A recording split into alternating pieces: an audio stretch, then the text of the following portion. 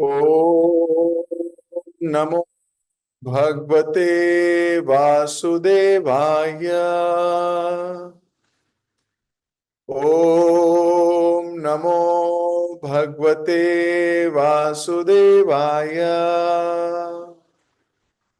ओम नमो भगवते वासुदेवाय। हरे कृष्ण। आप सभी भक्तों का बहुत बहुत हार्दिक स्वागत। ग्रंथराज श्रीमद् भागवतम, चौथा स्कंद, 29वां अध्याय, नारद तथा राजा प्रचीन महर्षित के मध्य वार्तालाप।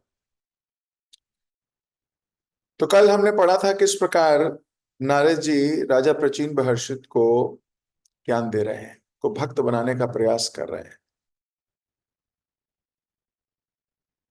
हमने पढ़ा था किस प्रकार एक गुरु शिष्य को या व्यक्ति को भगवान से जोड़ने का प्रयत्न करता है। वो प्रयत्न करता है ताकि उसके जीवन के कष्ट, जीवन की बाधाएं, जीवन की समस्याएं से उसे छुटकारा मिल सके। पुनरपि जननम पुनरपि मरणम पुनरपि जठरी जठरे शयन। हर बार वो आता है एक नई गर्भ में, और फिर इस संसार में आके वही चार तरीके के कष्ट और तीन प्रकार के कलेश, जन्म मृत्यु जरा व्याधि दुख दोषणु दर्शनम, दर्शन करता है इन चार प्रकार के प्रॉब्लम्स का, और साथ में तीन प्रॉब्लम्स फ्री। तो जब एक ज्ञानी संत भक्त लोगों को तड़पते हुए देखता है, लोगों को उसी रैट रेस में फंसा हुआ देखता है, कुछ पाना है कुछ कर दिखाना है, क्या करके दिखा दोगे भाई? आपसे पहले भी बहुत लोग दिखा के चले गए, बहुत बड़े बड़े आदमी बने, बहुत कुछ पाया इस संसार में, पर क्या कर लिया? फिर दोबारा इसी संसार में। अगर जीवन सार्थक नहीं हुआ, अगर गोलोक तक हम नहीं जा पाए, भगवान का प्रेम स्वीकार नहीं कर पाए, तो जीवन निरर्थक हो जाएगा। तो भक्त हर व्यक्ति को जगाने का प्रयास करता है, जागो, इस जीवन के उद्देश्य को समझो। तो नारद जी समझाना चाह रहे हैं राजा प्रचीन महर्षि को, समझ जाओ। अब एक्चुअली में वो राजा को नहीं समझा रहे, हम सबको समझा रहे हैं। जब तक हम ये सोचेंगे कि ये तो किसी और को समझाया जा रहा है, किसी और को बताया जा रहा है, किसी और के लिए हो रहा है, मुझे तो कोई क्लास सुननी है, तब तक कोई बदलाव नहीं आने वाला। सुनो और अपने अंदर एनालाइज करो, मनन करो, मैं कितनी दूर हूं अभी। कल इसी बात पे चिंता और चर्चा हो रही थी कि व्यक्ति एक सर से बोझ उठाता है, कंधे पे रख लेता है, यहां से हटाता है, इधर रख लेता है, लेकिन बोझ में ही रहता है, उसका बोझ ही नहीं हल्का होता। वो छोड़ना नहीं चाहता क्योंकि उसकी आसक्ति है। हमने यहां तक पढ़ा था, आज हम इसी के आगे पढ़ेंगे। मैं आपकी स्क्रीन पे दिखा रहा हूं ताकि आप लोग प्रेम से, आराम से इसको पढ़ पाओ।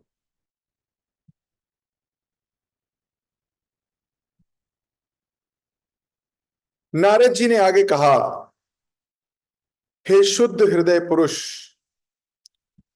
कोई भी व्यक्ति कर्मों के फल का निराकरण कृष्ण भक्ति से रहित अन्य कर्म करके नहीं कर सकता। ऐसे सारे कार्य हमारे अज्ञान के कारण हैं। जब हम कोई कष्टप्रद स्वप्न देखते हैं, तो हम किसी कष्टप्रद व्यामोह के द्वारा छुटकारा नहीं पा सकते। स्वप्न का निवारण तो जाग कर किया जा सकता है। इसी प्रकार हमारा भौतिक अस्तित्व हमारे अज्ञान तथा मोह के कारण है। जब तक हमें कृष्ण भक्ति नहीं जग जाती, ऐसे स्वप्नों से छुटकारा नहीं मिल सकता। समस्त समस्याओं का हल कर लेने के लिए हमें कृष्ण चेतना को जागृत करना होगा। तो नारद जी कह रहे हैं इस चेतना को जागृत करना होगा। अब कई बार हम सुन के फॉलो करते हैं, लेकिन जागृत नहीं हुई है।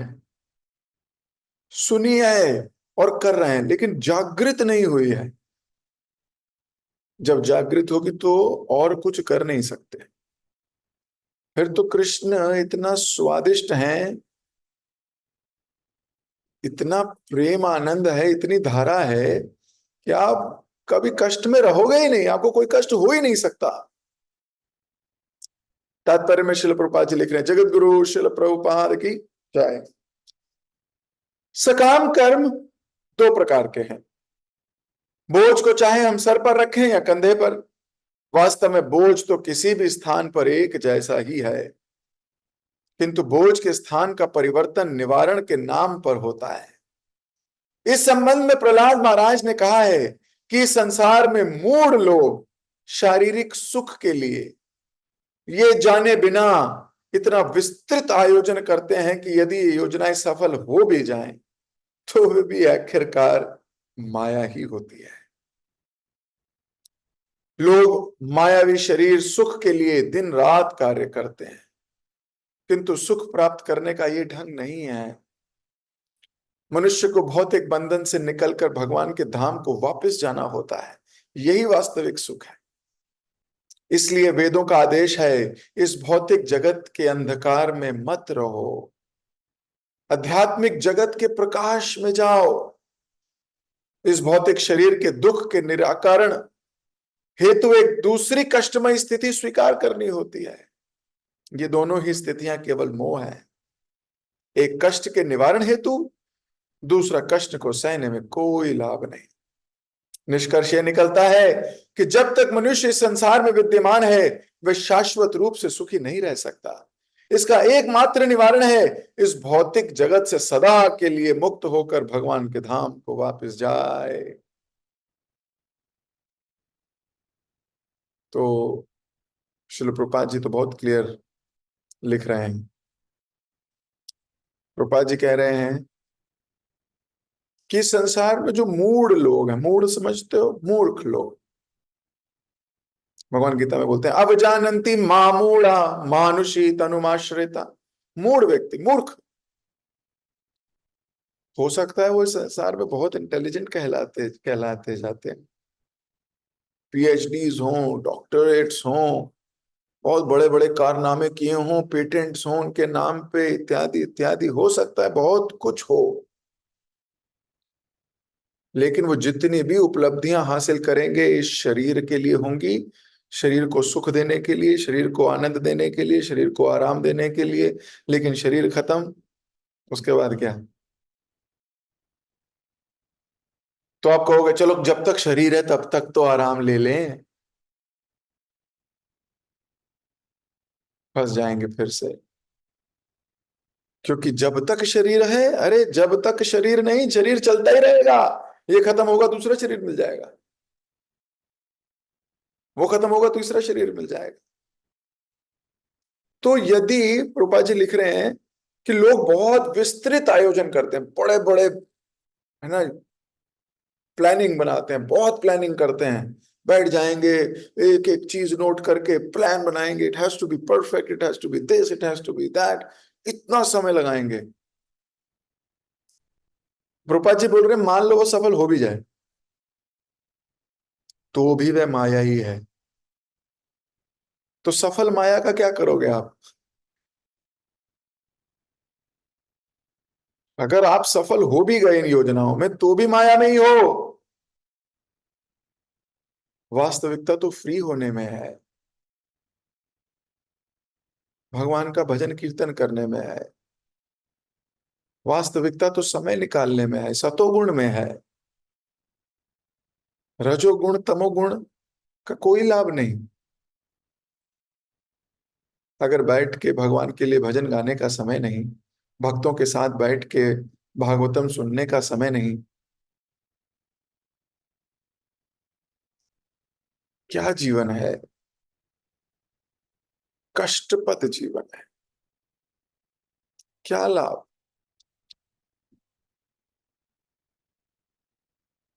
चैतन्य चरितामृत अंत लीला में आता है श्लोक, यहाँ भागवत पढ़े वैष्णवेरा स्थाने, एकांताश्रय करो चैतन्य चरणे। यहां भागवत पढ़ो, कहा? वैष्णव स्थान है, जहां वैष्णव बैठ के पढ़ते हो, वहां बैठ के सुनो। चैतन्य भक्त गुणेरा नित्य करो संग, चैतन्य भक्त गणरा नित्य करो संग, तभी ते जाने बस सिद्धांत समुद्र तरंग। आप जान ही नहीं पाओगे नहीं तो।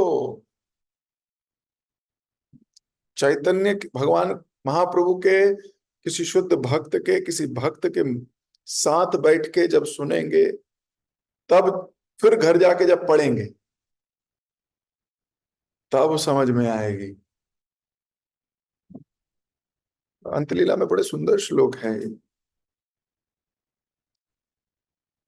और अगले श्लोक में क्या बोलते हैं? अगले श्लोक में बोलते हैं, तभी ते पांडित्य तोमर होई बेसफल, कृष्ण स्वरूप लीला वर्णि भी निर्मल।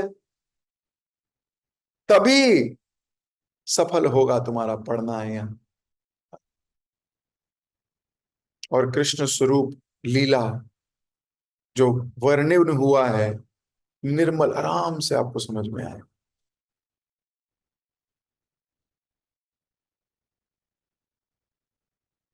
जब हमारे पास समय ही नहीं है, वैष्णवेर स्थाने, कैसे होगा?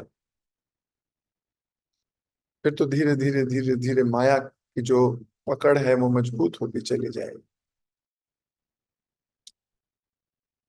तो फिर चाहे इधर पर सामान रखो, इधर सामान रखो, और मान लो बहुत योजनाएं बना भी लो इस संसार में सफल होने की, मैं अभी, मेरा बिजनेस यहाँ जाएगा, मेरी जॉब यहाँ जाएगी, मेरा ये होगा, मेरा फ्यूचर ये है, मेरा वो है, मेरा करियर है, बनाइए।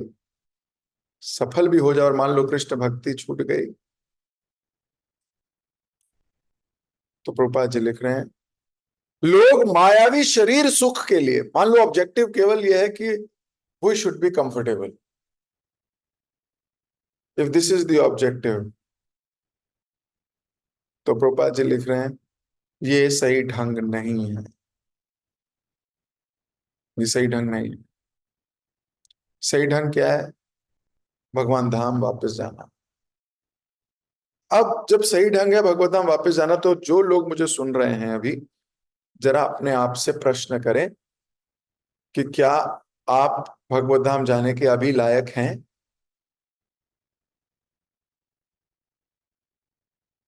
जरा अपने आप से प्रश्न पूछिए, सोचिए कि अगर अभी मृत्यु आ गई, क्योंकि मृत्यु कोई बता के नहीं आएगी, मान लीजिए अभी मृत्यु आ गई, तो क्या आप भगवत धाम चले जाओगे? अगर अंदर से जवाब आ रहा है नहीं, तो सोच लो क्या हाल है हमारा। इसका मतलब जो कुछ कर रहे हैं वो पर्याप्त तो है नहीं। इसका मतलब कुछ सुधार करने की आवश्यकता है। अगर प्रभुपाद जी लिख रहे हैं, हम सब प्रभुपाद के अनुयायी हैं, प्रभुपाद जी की फिलॉसफी पढ़ते हैं, प्रभुपाद जी की किताबें पढ़ते हैं, प्रभुपाद जी के ग्रंथ पढ़ते हैं, प्रभुपाद जी की इच्छा के अनुसार जीवन जीने का प्रयास कर रहे हैं, इस मूवमेंट में योगदान देने का प्रयास कर रहे हैं, तो प्रभुपाद जी कह रहे हैं ये सही ढंग नहीं है। इसका मतलब जैसे हमारी जीवनचर्या चल रही है, we are not qualified to go back to Godhead. That means we need to ask some serious questions. हमें अपने से प्रश्न पूछने पड़ेंगे कि क्या जब मैं माला करता हूं, तो मैं सच्ची में वास्तविकता में भगवान को प्रसन्न करने के लिए माला करता हूं, या मैं काउंटिंग पूरी करने के लिए माला करता हूं? किसी प्रकार मैं अपने मन को यह बता दूं कि 16 माला हो गई, या जब 16 माला खत्म होती है तो मुझे दुख होता है कि क्यों खत्म हो गई, अभी तो मेरा और भी करने का मन है।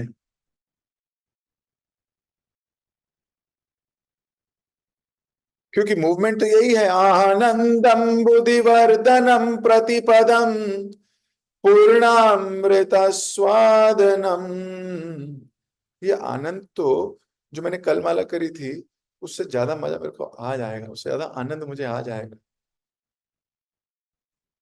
और जो मैंने आज माला करी है उससे ज्यादा मेरे को आनंद कल आएगा, क्योंकि मैं उतना पवित्र होके आया हूं। जैसे जैसे मेरी पवित्रता बढ़ती जाएगी हरि नाम में, मेरी इच्छा तीव्र होती चली जाएगी, मेरा आनंद तीव्र होता चला जाएगा, मेरी रुचि तीव्र होती चली जाएगी। पर ऐसा नहीं हो रहा कथा सुनने में। मैं पहले भी काली स्क्रीन पे बैठ के सुनता था, आज काली स्क्रीन पे लेट के सुनता हूं या सो जाता हूं। तो क्या मेरा सुनने के प्रति आकर्षण बढ़ रहा है? क्या मैंने अपने जीवन को थोड़ा खाली किया है?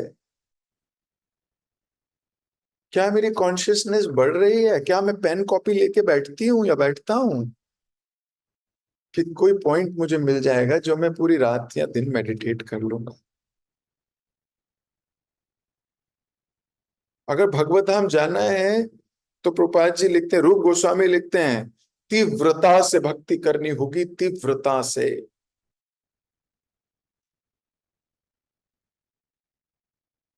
तो हमें विचार करना चाहिए कि am I really doing enough? Am I happy with my spiritual life? क्या मैं अपनी स्पिरिचुअल जिंदगी से खुश हूं? क्या मेरे को हरि नाम में टेस्ट बढ़ रहा है? क्या वैष्णवों की सेवा करने में रुचि बढ़ रही है? क्या भक्तों का संग करने के लिए मेरा मन तरसता नहीं है? विचार करने चाहिए। क्योंकि प्रभुपाद जी लिख रहे हैं कि वास्तव में जीवन सफलता है भगवत धाम जाने में, तो क्या मेरा जीवन अभी सफल हो सकता है? या किस जन्म की प्रतीक्षा कर रहे हैं हम कि चलो इस जन्म में नहीं, 10-20 जन्म बाद चले जाऊंगी, 50 जन्म बाद चले जाऊंगी, कोई बात नहीं। देखो, हतोत्साहित नहीं होना है, सुधरना है बस। भगवान ने अगर आपका प्रयास देखा तो भले ही आप बेकार कर रहे हो, कृष्ण फिर भी आपको लेके चले जाएंगे इफ ही इज हैप्पी। सो क्या मेरी एक्टिविटीज भगवान को पसंद आती होंगी? जब मैं वैष्णवों से बात करती हूँ या बात करता हूं, तो क्या कृष्ण को अच्छा लगता होगा सुन के? क्या भगवान को अच्छा लगता होगा जब मैं भगवान के विग्रह के सामने जाती हूँ, उनसे बात करती हूँ या बात करता हूँ? क्या उनको अच्छा लगता होगा? मेरी प्रेजेंस में उनको अच्छा फील होता होगा कि बड़े प्यार से भोग लगाया है इसने आज मेरे को, बड़े प्यार से स्तुति करी है इसने मेरी। वैष्णवों के साथ इसका संबंध बहुत अच्छा है।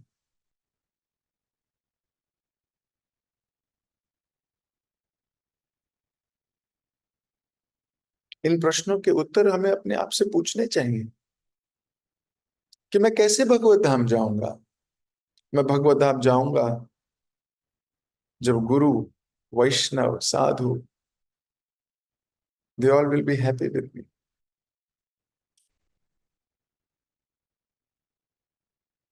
जब मेरी शास्त्र में रुचि बढ़ जाएगी, जब मेरी भगवान की सेवा करने के लिए मेरा उत्साह, मैं रोक नहीं पाऊंगी अपने आप को या रोक नहीं पाऊंगा। मेरी लज्जा, शर्म, ये जितनी रुकावटें हैं मेरे को भक्ति में, ये सब हट जाएंगी। उद्धव भगवान के बड़े प्रिय भक्त हैं। हम भागवतम में पढ़ते हैं हरिदास है ना, तो 3 हरिदास के बारे में भागवतम कहती है, युधिष्ठिर महाराज, उद्धव और गिरिराज जी, गोवर्धन। उद्धव भगवान के बड़े प्रिय भक्त हैं। तो भगवान ने एक बार उद्धव को कहा, उद्धव जाओ जरा वृंदावन में गोपियों को सांत्वना दे के आओ। उद्धव ने बोला, मैं क्या करूंगा जाके? आपको छोड़ के कोई मूर्ख जाएगा कहीं?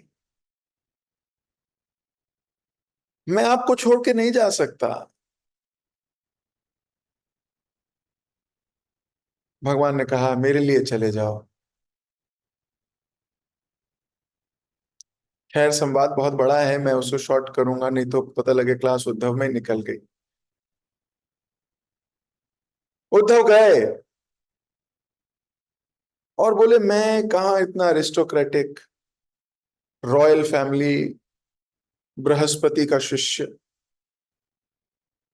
और मैं जा रहा हूं वहां गांव वालियों से मिलने, गांव वालों से मिलने जिनको बोलने का नहीं पता होगा, बात करनी नहीं आती होगी, मैं उन्हें क्या बताऊंगा। और चिट्ठी लेके जा रहा हूँ कृष्ण की। भगवान ने कहा उद्धव से, उद्धव मेरी माँ को सांत्वना देना पैर छू के, पिताजी को सांत्वना देना, मेरे सारे मित्रों को सांत्वना देना, गोपियों को सांत्वना मत देना। क्यों? क्योंकि तेरे बस की नहीं है उद्धव, तुम उनको सांत्वना नहीं दे पाओगे। तो बोले क्या करना होगा? बोले बस मेरी चिट्ठी पढ़ना। बोले अगर उनको चिट्ठी पढ़ के भी सांत्वना नहीं आई, बोले दोबारा पढ़ लेना। बोले फिर भी नहीं आई, बोले 3 बार पढ़ लेना। अपनी तरफ से एक शब्द मत जोड़ना, सिर्फ यही पढ़ना। उद्धव ने बोला एक पढ़ना, गांव वाले मैं समझा ही दूंगा, बृहस्पति का शिष्य मैं क्या, और वो गांव वाली स्त्रियां मैं क्या ही उनसे क्या। चलो कोई बात नहीं, भगवान है, बोल दिया। शायद अभी समझ नहीं रहे है ना कि मैं कर सकता हूं। उद्धव चले गए और बोले भगवान मैं आपसे दूर नहीं रह सकता, बस मैं यूं गया और मैं यूं आया। भगवान बोले हाँ ठीक है, चले जाओ, यूं जाके यूं ही आना। उद्धव गए। उद्धव गए थे गोपियों को सांत्वना देने, गोपियों को समझाने, भगवान की महत्वता बताने, भगवान का गुणगान करने, भगवान के ऊपर कितनी जिम्मेदारियां हैं समझाने। और वहां गोपियों के साथ जब वार्तालाप हुई, वार्तालाप हुई, वार्तालाप हुई, उद्धव भूल गए कृष्ण कौन है। वापिस ही नहीं गए। 10 महीने हो गए, कह रहे थे यूं गया और यूं आया, और जब जाने की बारी आई बोल रहे मैं किसी कृष्ण को नहीं जानता। बोले मुझे जाना ही नहीं द्वारका, मैं तो गोपियों के चरणों की रज बनना चाहता हूं। ये कृष्ण से इतना प्रेम कैसे करती है? मैं तो सोचता था मैं ही हरिदास हूं, मैं तो सोचता था मैं ही प्यार करता हूं भगवान को बहुत, मैं भगवान के पास क्या करूंगा। मैं तो इन्हीं वैष्णवों के साथ रहना चाहता हूँ, इन्हीं गोपियों के साथ रहना चाहता हूँ, क्योंकि कृष्ण के साथ कृष्ण कथा करने में इतना मजा नहीं आता जितना गोपियों के साथ बैठ के कृष्ण कथा करने में मजा आता है।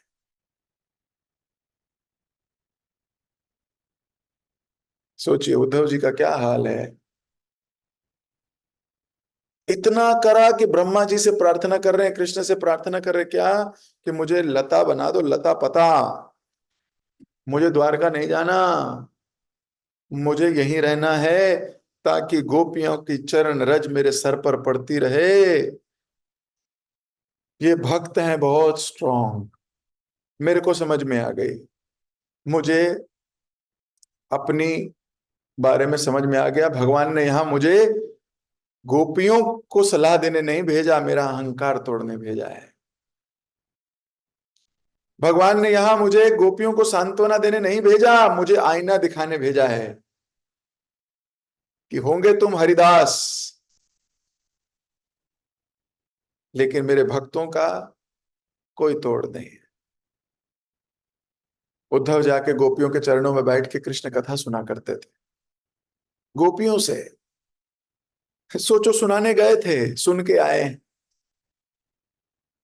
और कृष्ण से प्रेम और बढ़ रहा है, कृष्ण से प्रेम बढ़ता जा रहा है, बढ़ता जा रहा है, लेकिन कृष्ण के साथ रहने का मन नहीं। मन तो गोपियों के साथ रहने का ही है। इसलिए वैष्णव गण कृष्ण से भी ज्यादा प्रिय हैं। क्यों? कृष्ण कथा में जब अर्जुन ने पूछा आपके भक्त क्या करते हैं, तो भगवान बोल सकते थे मेरे साथ रहते हैं। भगवान ने क्या बोला? मच्चिता मद्गता प्राणा बोधयंती परस्परम, कथयंती च माम नित्यम तुष्यंती च रमंती च। मेरे भक्त साथ में बैठ जाते हैं पर चर्चा मेरी करते हैं। कैसे पाएंगे? कहां पाऊं, कहां जाऊं? ऐसे भक्त कब समय आएगा, ऐसा विचार होना चाहिए। कबे हबे बोलो से दिन आमार, कि और कोई दिमाग में चिंता नहीं होगी, सिर्फ भक्तों के साथ बैठ के कथा सुनने में आनंद आएगा।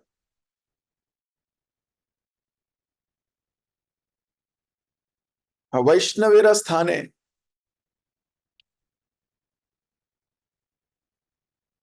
कब वो दिन आएगा जब इतना हाँ, भागवत पढ़ेंगे बैठ के, सुनेंगे बैठ के महाप्रभु के अनुयायियों से, महाप्रभु के साथ बैठ के। कितना ऐसे सोचना चाहिए। ऑनलाइन ने बहुत चीजें अच्छी भी करी हैं, लेकिन ये जो संग लाभ है ये कहीं से हट गया है, कुछ कुछ आलस लाभ हो गया है।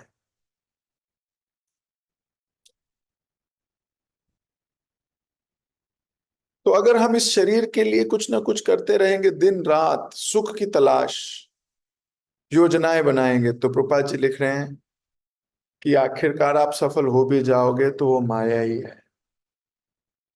क्या फायदा इतना मेहनत करने का।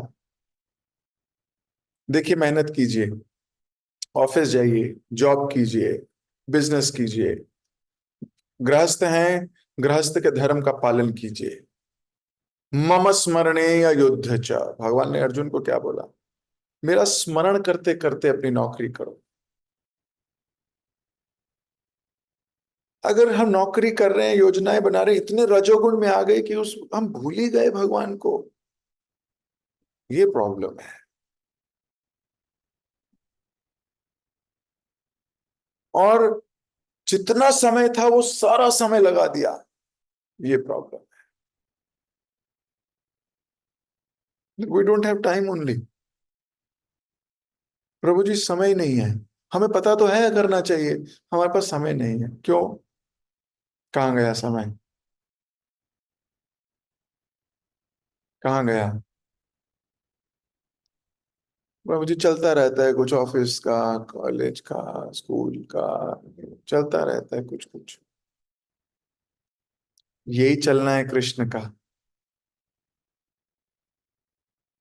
अपने से पूछे कितने श्लोक याद की। कुछ श्लोक याद करने में ना आपका दिमाग सारा दिन चलता रहता है।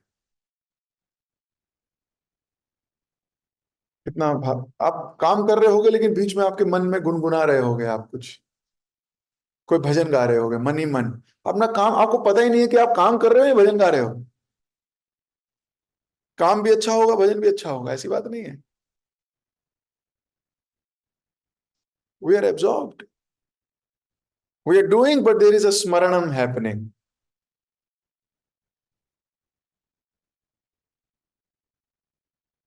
Continuously something is happening.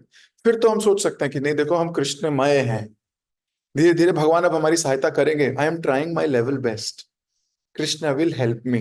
क्योंकि हम अपने बलबूते पे तो नहीं जा सकते भगवत धाम, कृष्ण की कृपा से तो जा ही सकते हैं।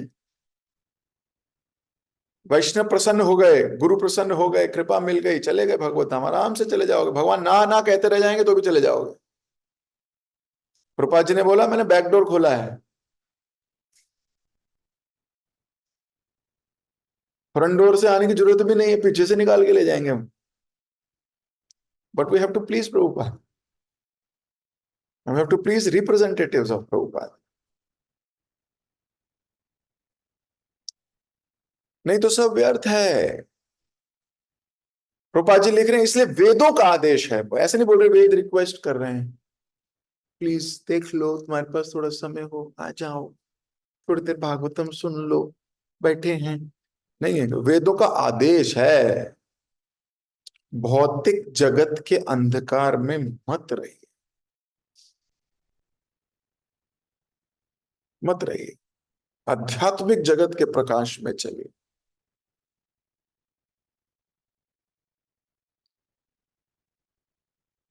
तो जब हम प्रयास करेंगे, आप लोग तो बहुत प्रयास कर रहे हो, अगर आप लोग प्रयास नहीं कर रहे होते तो क्या आज आते? नहीं आते। आप लोग प्रयास नहीं करते तो क्या यूट्यूब खोल के ये लेक्चर सुनते? नहीं सुनते। तो वास्तव में ये लेक्चर तो आपके लिए है ही नहीं। लेकिन हमें ये विचार करना है कि कहीं हम भी माया में फंस ना जाएं, इसलिए हमें समझाया जा रहा है। मैं अपनी चैंटिंग की, मैं अपनी संबंध की क्वालिटी को बढ़ाऊं, मैं अपना रिश्ता मजबूत करूं।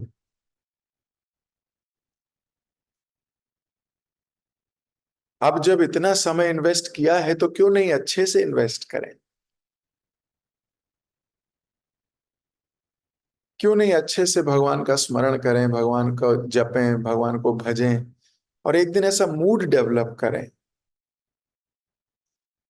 कि हमें बस चाहिए कृष्ण, हमें चाहिए, हमें बस चाहिए, हमें बस चाहिए। हाँ, इतना मतलब एक जुनून टाइप के, हमें कृष्ण को प्राप्त करना ही है, उतना ही जितना ऑफिस में लगाते हो,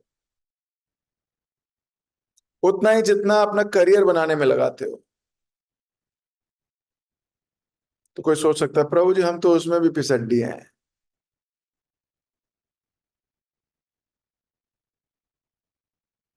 चाहे उसमें भी फिसड्डी हो पर जान पूरी लगाते हो। रूपा जी कह रहे थे कि जिस प्रकार कोई स्वप्न देखता है, अब स्वप्न से छुटकारा कब मिलेगा? मान लो स्वप्न में आप कुछ बहुत बुरा देखते हो, क्या होता है? जाग जाओगे तो स्वप्न चला जाएगा, फिर कहते हो अरे मैं जिंदा हूं। कभी कभी स्वप्न में अपने को मरा हुआ भी देखते हैं हम। कभी कभी स्वप्न में छत से गिरा हुआ भी देखते हैं, कभी कभी स्वप्न में सांप देखते हैं, कभी कभी स्वप्न में बहुत कुछ देखते हैं, ऐसी चीज देखते हैं जो कभी सोची नहीं। और फिर जब जागते हो तो करते हो अरे अच्छा हुआ सपना ही था।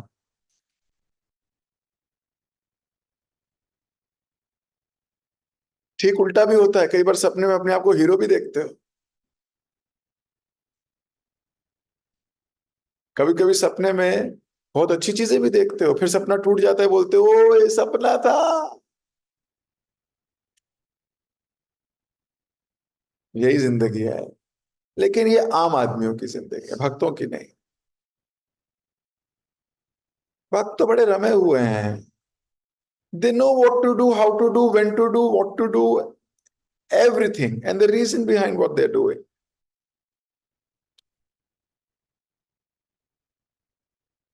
आप जीत भी जाओगे इस संसार को तो वो स्वप्न ही है। जब अंत में टूटेगा तो आप कहोगे मैंने तो बहुत मेहनत करी, इतना बड़ा एम्पायर खड़ा किया, बहुत पैसा कमाया, बहुत यश कमाया, खत्म।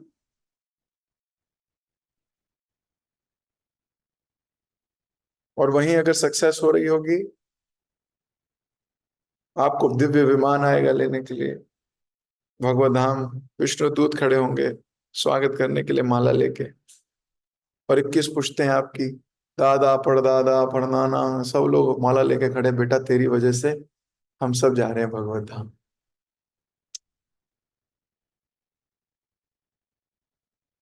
तो थिंक अबाउट इट। ये स्वप्न कहीं टूटे और रोए नहीं। इसलिए नारद जी बड़े प्रेम से बोल रहे हैं हे शुद्ध हृदय पुरुष। देखो कितना अच्छे से संबोधित कर रहे हैं, राजा प्राचीन भाषित कभी शुद्ध हृदय हुआ नहीं है, लेकिन क्योंकि सुनने के प्रति एकाग्र है इसलिए नारद जी कह रहे हैं तेरा हृदय शुद्ध हो जाएगा, क्योंकि तू सुन रहा है। इसलिए हम सब लोग जो सुन रहे हैं वो शुद्ध हृदय हो जाएंगे, क्योंकि प्रविष्ट कर्ण इंद्रियां, कर्ण इंद्रियों से कानों से कृष्ण घुसते हैं, दोनों ती, और फिर अंदर जाके धोते हैं, साफ कर देते हैं हमारे हृदय को। बस हमें कहानी देने हैं उन्हें। कुछ बहुत बड़ी बड़ी चीजें करने की आवश्यकता नहीं है, ये युग है ही नहीं उसके लिए। ना बड़े बड़े यज्ञ करने की जरूरत है, ना बड़े बड़े अनुष्ठान करने की जरूरत है, ना बड़े बड़े व्रत लेने की जरूरत है, कुछ करने की जरूरत नहीं। कृष्ण कथा सुनने की जरूरत है, जप करने की जरूरत है, जो आज्ञा है उसे पालन करने की आवश्यकता है, दैट्स इट। इतना सरल है भगवत धाम जाना कलयुग में, इतना सरल है, इट इज द इजीएस्ट युग। सोचो उसी युग में आए जिस युग में प्रभुपाद जी आए हैं, सोचो भाई सोचो। अगले 10,000 साल तक, अभी प्रभुपाद जी नहीं आने वाले 10,000 साल, प्रभुपाद जी के तो गिरगंथ रहेंगे। हम तो अभी अभी गए प्रभुपाद जी, अभी अभी उनके शुद्ध भक्त प्रभुपाद जी के स्पर्श किए हुए लोग अभी संसार में हैं।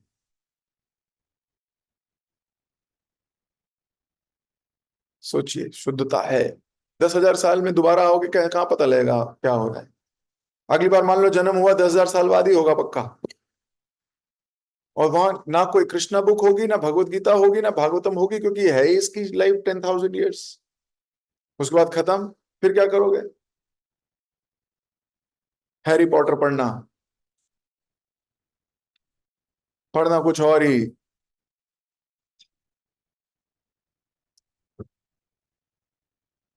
फंस जाएंगे संसार में, कुछ नहीं पता होगा क्या करना है क्या नहीं। इसलिए ये जन्म में प्रभुपाद जी की मूवमेंट में जुड़ गए आप सब लोग। अब जरा थोड़ा सुदृढ़ हो जाइए। आप लोग तो हैं, लेकिन फिर भी मेरा धर्म है थोड़ा थोड़ा पुश करना आपको, बुरा मत मानिएगा।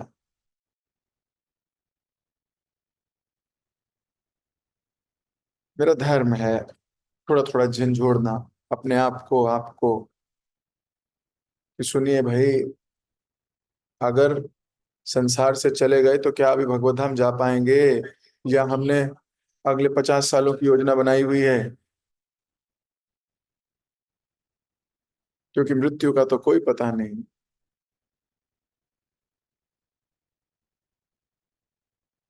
इसलिए वास्तविक सुख क्या है? वास्तविक सुख यही है, कृष्णा कॉन्शियसनेस। अगले श्लोक में लिख रहे हैं, कभी कभी हमें इसलिए कष्ट होता है क्योंकि स्वप्न में शेर या सांप दिख जाता है, किंतु वास्तव में ना तो शेर होता है वह ना सांप। इसी प्रकार हम अपनी सूक्ष्म अवस्था में कोई परिस्थिति उत्पन्न कर लेते हैं और उसके परिणामों को भोगते हैं। इन कष्टों का निवारण तब तक नहीं हो सकता जब तक हम अपने स्वप्न से जग नहीं जाते। तो जगना है। भगवान गीता में बोलते हैं, मात्रा स्पर्शास्तु कौन्तेय शीतोष्णो सुख दुखदा अगाम पाइनो नित्य तम स्थिति क्षव भारता। थोड़ा सहना सीखे मनुष्य, सहना सीखना है। धीरे धीरे ऊपर उठना है।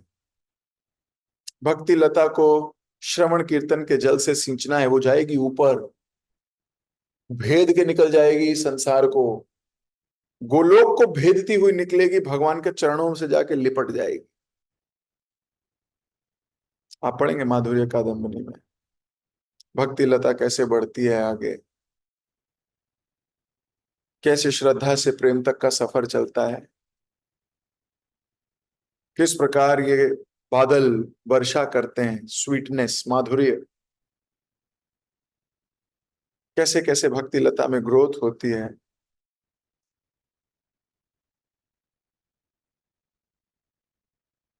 बहुत डिटेल्ड है, बहुत आनंदमयी है, भक्ति बहुत आनंदमयी है। ये वास्तव में हमें अभी लगता है बहुत टफ है, लेकिन टफ है नहीं। जैसे 12th का बच्चे को बोलो 7th क्लास कैसी थी, वो कहेगा कुछ भी नहीं, बच्चों वाली है। लेकिन 7th का बच्चे को पूछो, वो कहेगा जिंदगी की सबसे टफ क्लास यही है। 9th वाले को पूछो, वो कहेगा 9th बहुत भयंकर क्लास है। जो 12th में, वो कहेगा अरे कुछ भी नहीं है 9th तो, 12th बहुत भयंकर है। और जो ग्रेजुएशन कर रहे हैं वगैरह, अरे 12th तो बच्ची थी।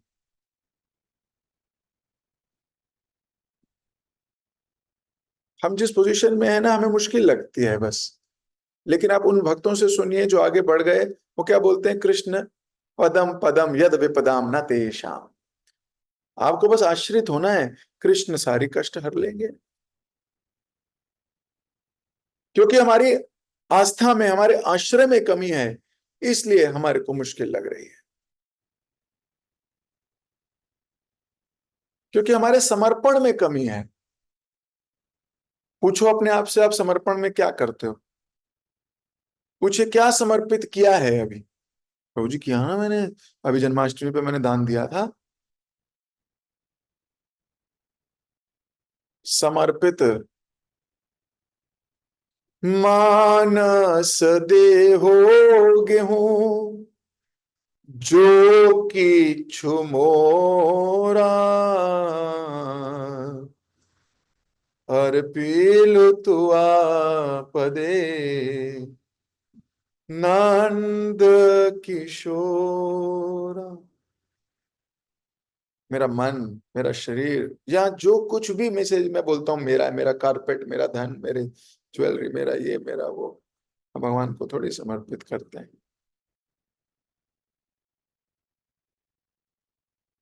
हमारे हृदय में भाव होना चाहिए कि हम भगवान, हम आप पे समर्पित हैं। अब हम अपने जीवन में हर वो कार्य करेंगे जिससे आपका यश बढ़े। और कुछ नहीं कर सकते, भगवान को आपका धन नहीं चाहिए बाबा। ना ना ना, वो तो लक्ष्मीपति हैं, वो सारा तुम्ही ने उनका ही चुराया है। भगवान को आपका धन नहीं चाहिए। भगवान को आपको क्या चाहिए? भगवान को चाहिए आप जो भी करो, आप खाओ तो वो भी कृष्ण में, उससे भी कृष्ण का यश बढ़े। आप उठो, उससे भी कृष्ण का यश बढ़े। आप सो, उससे भी कृष्ण का यश बढ़े। आप ड्रेस अप हो, कपड़े पहनो, उन कपड़ों से भी कृष्ण का यश बढ़े। तिलक लगाओ, कृष्ण का यश बढ़े। बात करो, कृष्ण का यश बढ़े। संबंध निभाओ, कृष्ण का यश बढ़े। ऑफिस जाओ, नौकरी करो, कृष्ण का यश बढ़े। स्नान करो, कृष्ण का यश बढ़े। सो जाओ, कृष्ण का यश बढ़े। परिवार का ध्यान भरण पोषण करो, कृष्ण का यश बढ़े। जब आपकी हर एक एक्टिविटी से कृष्ण का गुणगान होना शुरू हो जाए, ये चाहते हैं कृष्ण, ये चाहते हैं गुरु।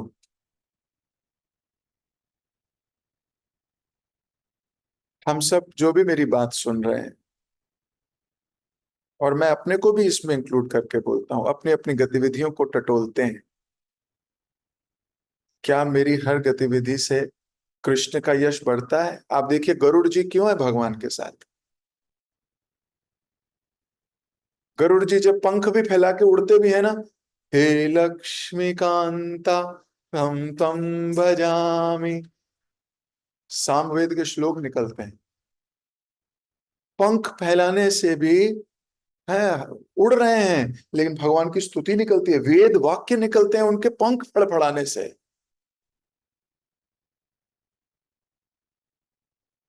हमारे को तो जिह्वा मिली है, क्या हमारी जिह्वा से जब हम बात करते हैं किसी से, तो क्या कृष्ण का यश बढ़ता होगा? क्या हमारे गुरु का मस्तक ऊपर होता होगा? विचार कीजिए। क्या मेरे आदान प्रदान मेरे परिजनों से, मेरे परिवार के लोगों से ही,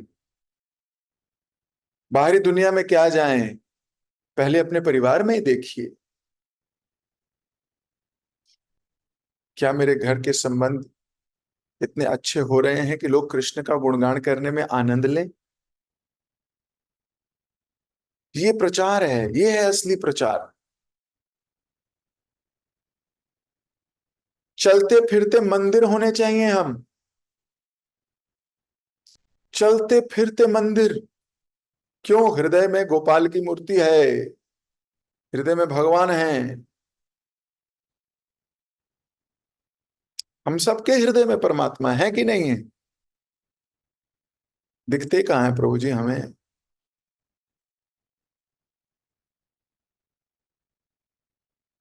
और हम समझना चाहिए, हम लोग, हम मंदिर हैं, चलते फिरते मंदिर।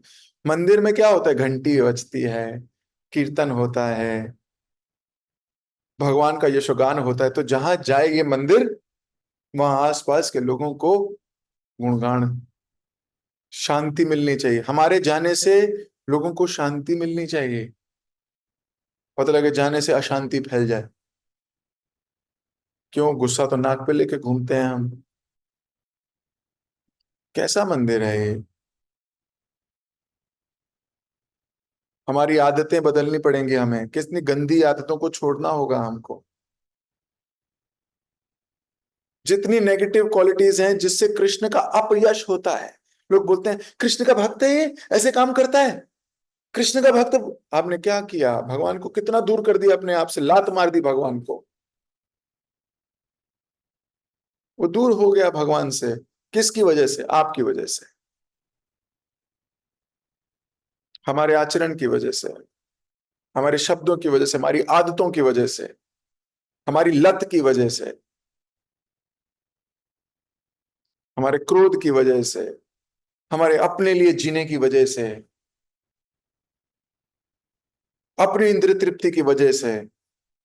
हमारा काम होना चाहिए बस, हमें अच्छा लगना चाहिए बस, हम तो किसी को भी अपना बना लेंगे,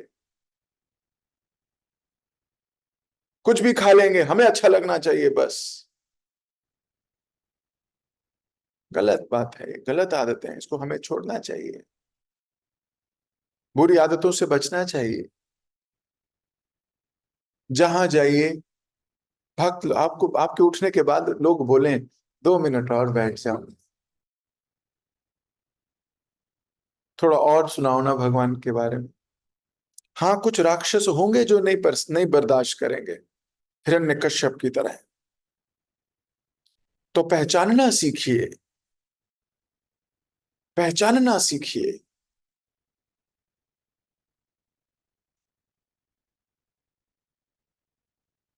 birds of the same feather flock together. अपने जैसे भक्तों को ढूंढना होगा हमें, है कि नहीं? और यहाँ तो इतना अच्छा समाज है, रूपा जी ने इतनी अच्छी परिवार दिया, साथ में बैठ के कृष्ण का यशोगान गाने का अवसर मिलता है। हृदय को मथिए, नोट कीजिए क्या क्या गलत आदतें हैं जिसकी वजह से कृष्ण को बुरा लगता हो। उनको लगता हो वो ये तो बोलता है मेरा भक्त है। मैं आपको एक बात बताता हूं, भगवान प्रचार करने निकलोगे परीक्षाएं लेंगे, सच्ची बात है। आचरण से प्रचार करोगे, बोल के प्रचार करोगे, जिस भी तरीके से करो, कृष्ण भक्त तो यही करता है। केवल क्लास लेने से प्रचार नहीं होता। जब प्रहलाद महाराज सारे शिक्षार्थियों को, अपने दोस्तों को बिठा के ज्ञान दे रहे थे, बोले कण कण में भगवान होते हैं, सबको बोल रहे हैं। भगवान ने बोला अच्छा, बोल तो रहा है, तेरी परीक्षा लूंगा बेटा थोड़ी देर में। थोड़ी देर में पिता के मुंह से, हिरण्यकश्यप के मुंह से कहलवाया, क्या खंबे में भी भगवान है? अब अपने पे बीती, आप बता। अभी थोड़ी देर पहले बोल रहे थे कण कण में भगवान होते हैं, हर कण में हरि हैं। भगवान ने उनकी प्रीचिंग की परीक्षा ली। प्रहलाद महाराज खरे उतरे, बोले हाँ इसमें भी भगवान है। भगवान ने देखा ये पक्का है, पालन करने का प्रयास कर रहा है जो कह रहा है। Krishna offered himself. Please understand, अपने आचरण को टटोलिए, चेक कीजिए मेरी कौन सी गतिविधि भगवान को पसंद नहीं आती होगी। अपनी इंटरनेट हिस्ट्री देखिए, क्या देखते हो फेसबुक पे देखिए, क्या देखते हो यूट्यूब पे देखिए, क्या देखते हो इंस्टाग्राम पे देखिए। वो आपका असली चेहरा है, जो आप दुनिया से छुपा के रखे हो।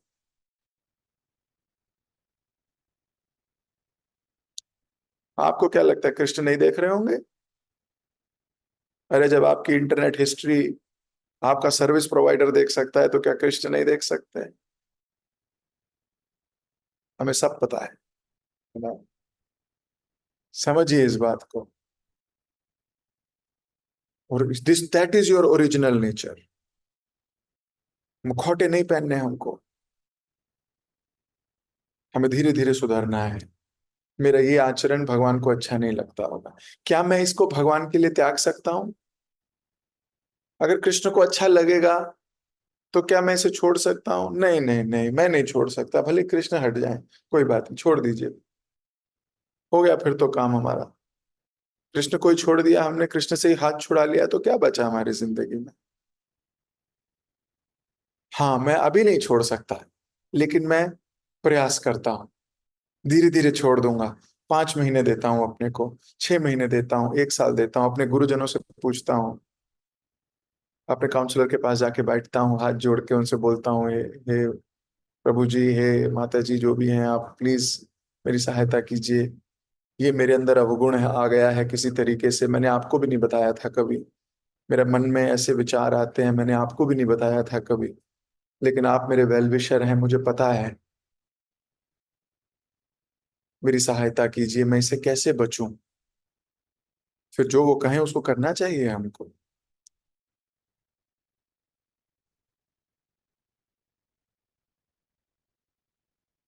कई बार हमें लगता है नहीं, इनको बताएंगे, पता लगे सारे जगत को पता लग गया तो। वैसे तो ऐसा नहीं होगा, पर ऐसा हुआ भी तो भी नहीं घबराना चाहिए। तो भी नहीं घबराना चाहिए। भीष्म पितामह ने कहा सारे जगत को पता लग जाएगा मैं भगवान के अगेंस्ट लड़ रहा हूं। व्यास देव जी ने तो लिख के कोने कोने में फैला दी बात। तो क्या आप नाराज हो गए? हिरण्यकश्यप की बात, ब्रह्मा जी विमोहित हो गए, ब्रह्मा जी विमोहित हो गए, ब्रह्मा जी विमोहित हो गए, पूरा डंका बजा हुआ है। तो क्या ब्रह्मा जी नाराज हो गए? इंद्र ने भगवान से पंगा लिया, इंद्र ने तो क्या हो गया क्या? अरे कोई भी गलती कर सकता है, क्या बड़ी बात है? क्या हमसे गलती नहीं होगी क्या? अरे दूध के धुले होंगे तो भी गलती होगी। तो क्या हो गया? आगे बढ़ो, कोई प्रॉब्लम नहीं है, आगे बढ़ो।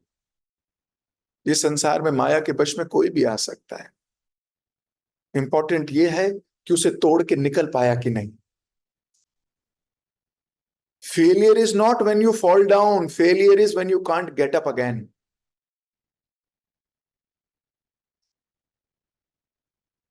सो devotees of Krishna, they are very clear. So विचार कीजिए, मेरी कौन सी ऐसी गतिविधि है जो मुझे कृष्ण से दूर रख रही है? मेरे को भगवत धाम जाना है, जाना है, जाना है। बस ये ठान लिया है मैंने। इसमें मैं रजोगुणी हूं, लेकिन कार्य सतोगुणी से होगा। तो क्या करूंगा? मैं नोट करूंगा अपनी गलतियों को। जनरली जन्मदिन पे, जब भक्तों के जन्मदिन होते हैं, आते हैं भक्त 1 to 1 करने, लिख के लाते हैं, प्रभु जी दिस दिस दिस दिस, और एनी अदर इंपॉर्टेंट डे और just like that also, so that we map. पिछले साल हमने ये टारगेट लिया था, ये साल जन्मदिन दोबारा आया है, इस साल में हमारी क्या प्रगति हुई है? क्या मेरी विनम्रता बढ़ी है? क्या मेरी टॉलरेट करने की कैपेसिटी बढ़ी है? क्या मेरे मृदुभाषी हुआ हूं? क्या मेरी शास्त्र पे रुचि आई है? क्या मुझे हरि नाम में स्वाद आ रहा है? क्या मेरे वैष्णव संबंध बढ़े हैं? क्या मैं संबंधों को गहरा कर पाया हूं? क्या मेरे को शास्त्र पढ़ने में आनंद आता है? क्या मुझे कुछ लोग भगवान के याद हुए हैं जो मैं स्तुति के रूप में भगवान को गा सकूं? ये टारगेट ही नहीं है। टारगेट है अगले साल तक इतना धन कमाना है, अगले साल तक मुझे ये करना है, अगले साल मेरे को बेटे की शादी करनी है, अगले साल मेरे को नौकरी के लिए वेल, ये तो टारगेट्स हैं हमारे, सारे टेम्पररी टारगेट्स। इनको भी रखिए, लेकिन सिर्फ यही टारगेट्स हैं तो बहुत दुर्भाग्य हो। ये भी टारगेट इंपॉर्टेंट है, लेकिन सिर्फ ये टारगेट नहीं होने चाहिए।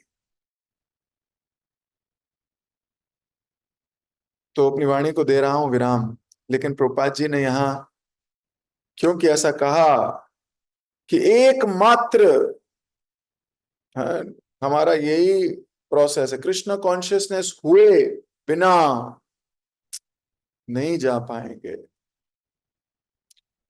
जब तक हम में कृष्ण भक्ति जागती नहीं, ये लिखा है, बिल्कुल पढ़िए भागवतम में, जब तक हम में कृष्ण भक्ति नहीं जग जाती, ऐसे स्वप्नों से छुटकारा नहीं मिल सकता। समस्त समस्याओं का हल कर लेने के लिए हमें कृष्ण चेतना जागृत करनी होगी। जगत गुरु शिल प्रभुपाद की जय, ग्रंथ राज श्रीमद् भागवतम की जय, आप सभी कृष्ण प्रेमी भक्तों की जय।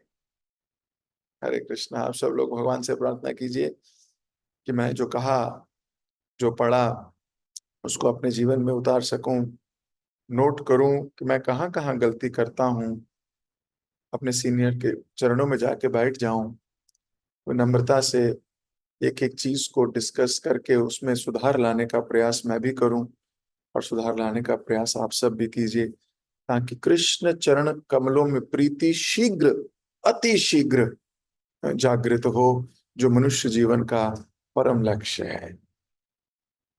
तो जितने ऑब्स्टेकल्स हैं उनको देख तो पाऊं कि कृष्ण प्रीति में और मेरे में बीच में क्या क्या रुकावटें हैं, उन रुकावटों को लांग जाऊं।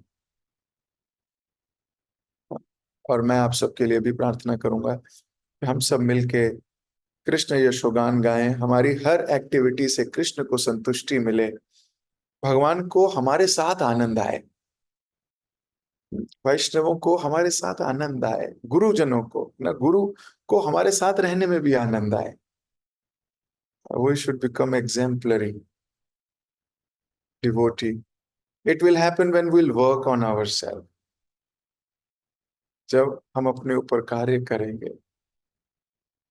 तो हर भक्त कोशिश करे, हर प्रॉब्लम का हल है, चाहे आपकी हेल्थ खराब है, चाहे आपकी वेल्थ खराब है, चाहे आपकी कुछ भी, हर एक का इलाज है भगवान के शरण जाना। He controls everything, everything. So इतनी श्रद्धा हमारे को भगवान के लिए जागृत हो जाए, इतना फेथ हो जाए, he can control and he can do anything, and then whatever he does we are happy। चाहे वो हमें जोड़े चाहे हमें तोड़े, we are happy। जैसा कि पिछली क्लास में कहा था, Krishna you have two options, I have one, I have one. और मैं अपने को कोई ऑप्शन देता ही नहीं। इस पे प्रयास करें, एक दूसरे की सहायता करें, जब भी एक दूसरे से बात करें, एक दूसरे की कृष्णा कॉन्शियस जगाने की बात हो, जब भी बात हो, पहले भक्ति की बात हो, जब भी बात हो आपने कितनी माला कर ली, कैसी रही आपकी माला, क्या पढ़ा आपने आज क्लास में, क्या सीखा आपने, क्या सुना आपने, इस पे चर्चा करने में अगर आपको आनंद आ रहा है तो फिर आप भगवत गीता की डेफिनेशन में आ रहे हो। मच्चिता मदगता प्राणा बोधायंती परस्परम। अगर केवल औपचारिक बातें हो रही हैं, मटेरियल डिस्कशंस हो रहे हैं, तो फिर कहीं ना कहीं हम खो रहे हैं अपने वास्तविक अस्तित्व को। माया ने हमें बहुत अपलावित किया है, अब उसकी एक एक परत को काटने का समय है, एक एक परत को काटने का समय है। कष्ट होगा, कई बार आपको लगेगा आपके दृष्टिकोण से कि ये ठीक नहीं है, लेकिन घबराना नहीं। धीरे धीरे भागवतम के अंत तक काफी शुद्धिकरण हो जाएगा। हरे कृष्ण। किसी भक्त का कोई प्रश्न है? मालिनी जानवा माता जी। यस।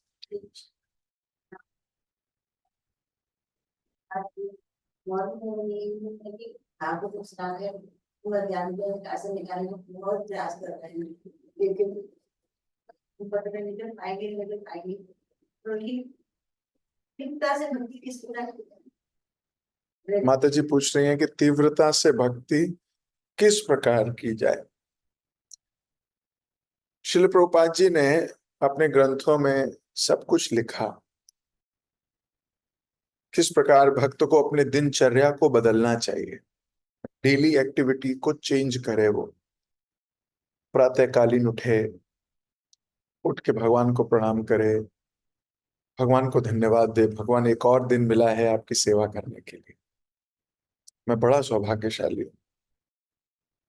और फिर अपने जीवन के नियत कर्म करे, जप करना, भगवान के अर्च विग्रह की सेवा इत्यादि करना, जो गुरु ने आदेश दिया है उसको मेडिटेट करना, कार्यान्वित होना, अपने विकारों को साफ करना, सफाई करने के लिए प्रयास करना, क्रोध को छोड़ना, मोह को त्याग करने का प्रयत्न करना, प्रैक्टिस करना। असंग शस्त्रेण धृणेन छित्त्वा, 15वां अध्याय 2 श्लोक भगवत गीता में भगवान बोलते हैं। थोड़ा युक्त वैरागी बनने का प्रयास करना, जब आप धीरे धीरे भक्ति के इन प्रिंसिपल्स को लगाओगे अपने जीवन में, ग्राम्य वार्ता ना करीबो, ग्राम्य वार्ता ना सुनीबो, यानी कि मंडेन टॉपिक्स पे इंटरेस्ट नहीं लेना। तेरे घर में क्या हो रहा है, मेरे घर में क्या हो रहा है, तेरी बहू क्या कर रही है, मेरी बहू क्या कर रही है, तेरी बेटी क्या करती है, मेरी बेटी ऐसा करती है। अभक्तों का संग नहीं करना, अपने दिन को इधर उधर की बातों में व्यर्थ नहीं लगाना, उतना ही इस मटेरियल वर्ल्ड से चर्चा करनी जितनी अनिवार्य है, जितनी करनी पड़ रही है, मजबूरी है।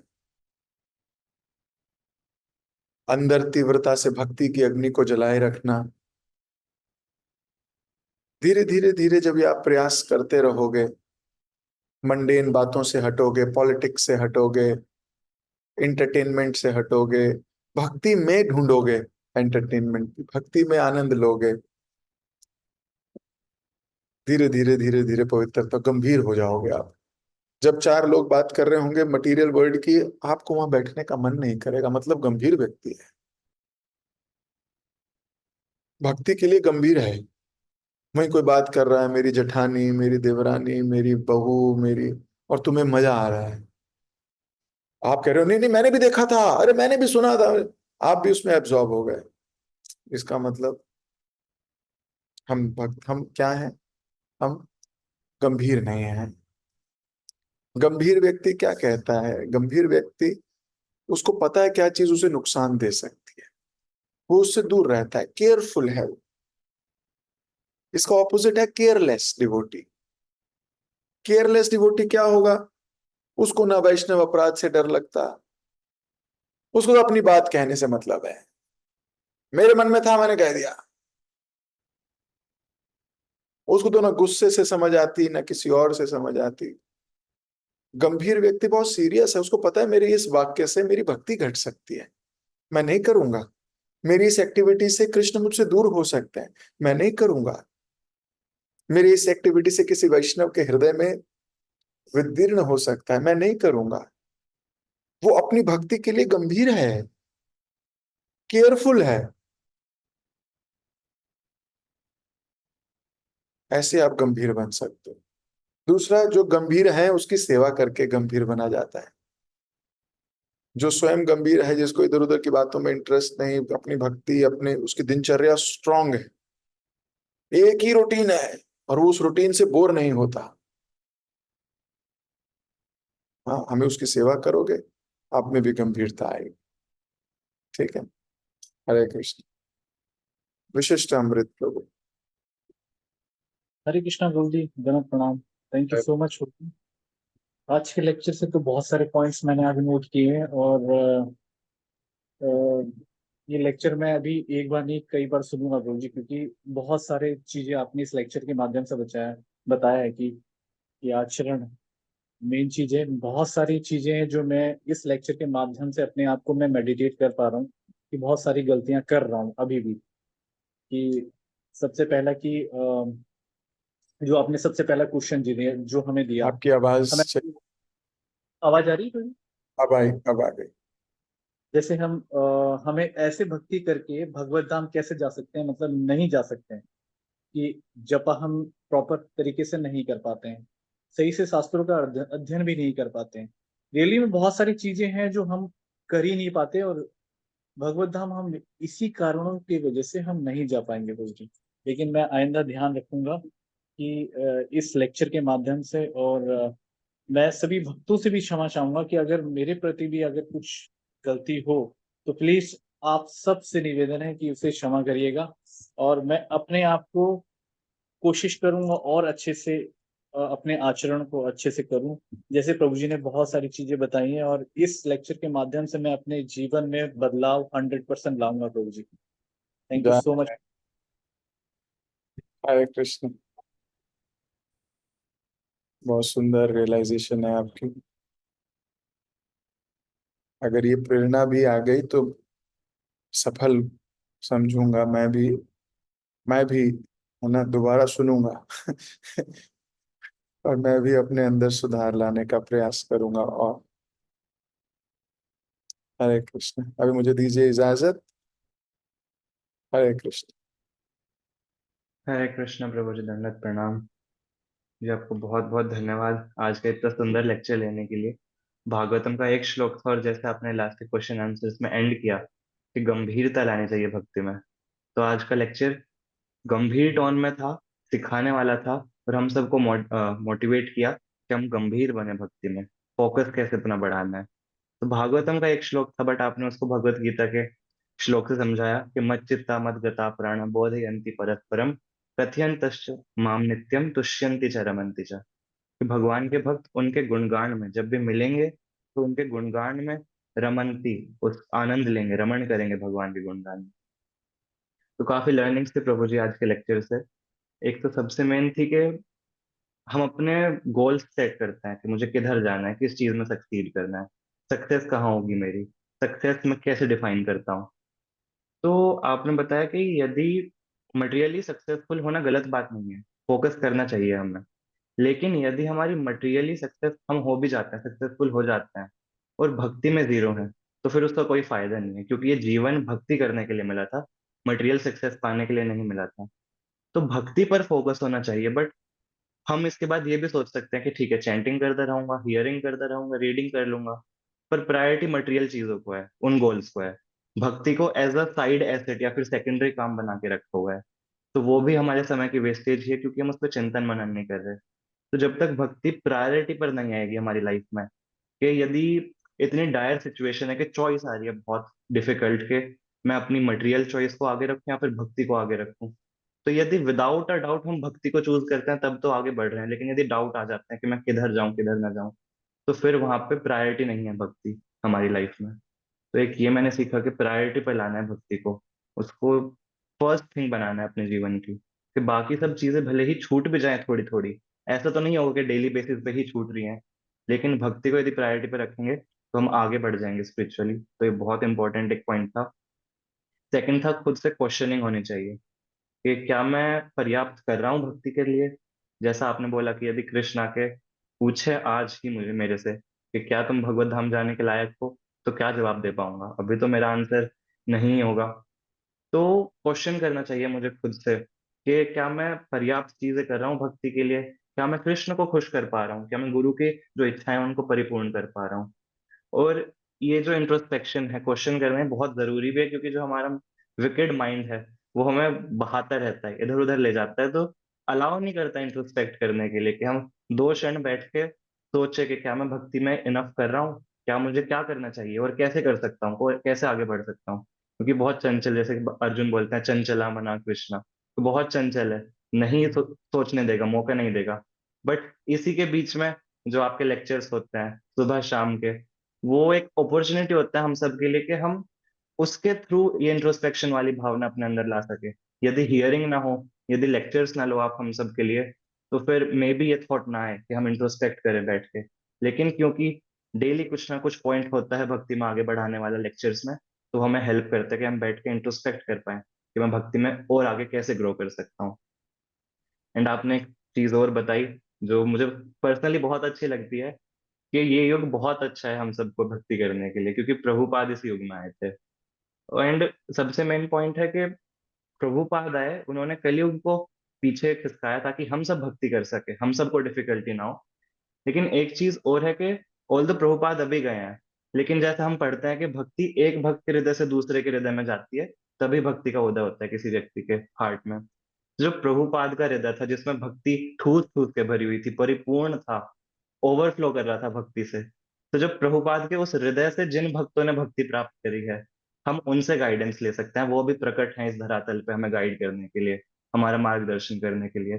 तो जिन भक्तों ने प्रभुपाद का पर्सनल टच लिया है, प्रभुपाद की जो हाईएस्ट फॉर्म ऑफ भक्ति थी उससे वो इंस्पायर हुए हैं, वो हमें आगे इंस्पायर करने के लिए भी प्रकट है। तो बहुत सौभाग्यशाली हैं हम कि इस पर्टिकुलर टाइम पे हमारा जन्म हुआ। तो इस युग की भी बहुत बहुत जय हो कि हमें ऐसा मौका दिया है भक्ति करने का, और उन सब भक्तों की भी जय हो जो प्रभुपाद से भक्ति आगे कैरी फॉरवर्ड कर रहे हैं हम लोगों तक लाने के लिए। थैंक यू सो मच प्रभु जी, बहुत सुंदर लेक्चर था, बहुत सारे पॉइंट्स दिए भक्ति में आगे बढ़ने के लिए। एंड आप सभी भक्तों को बहुत बहुत धन्यवाद, इतने गंभीरता से आप लोगों ने श्रवण करा। तो हम सब प्रभु जी का धन्यवाद करें एक बार हरे कृष्ण महामंत्र का उच्चारण करके। हरे कृष्णा कृष्ण कृष्ण हरे हरे, हरे Ram Ram Ram Hare Hare. Thank you so much प्रभु जी। हरे कृष्णा। बहुत हरे कृष्ण, दंडवत प्रणाम। हरे कृष्णा प्रभु जी, धन्यवाद प्रणाम। प्रभु जी,